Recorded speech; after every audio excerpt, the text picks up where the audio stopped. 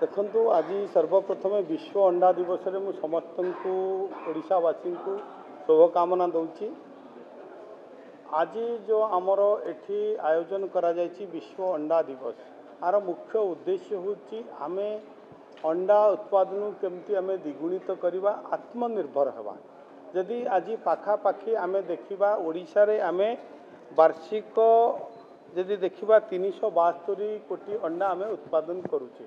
दिन को पाखापाखि 1,17,00,000 अंडा उत्पादन करुचे। आमर लक्ष्य रही 2029 सुधा आमे वार्षिक 500 कोटी अंडा उत्पादन करूँ। तापाई मध्य सरकार योजना करिसेंती। केवल सेमती नुह जे अंडा उत्पादन खाली कहउछन, जेहेतु ये सरकार केवल कहिबार विश्वास करती काम करिके देखांती। तापाई आमे मुख्यमंत्री कृषि उद्योग योजना करिछु, जो थिरे 1 कोटी टंका पर्यंत जो माने जो लेयर बा बॉयलर फार्म करेंगे 1 कोटी टंका पर्यंत संपूर्ण मागणा सब्सिडी देवार व्यवस्था रही।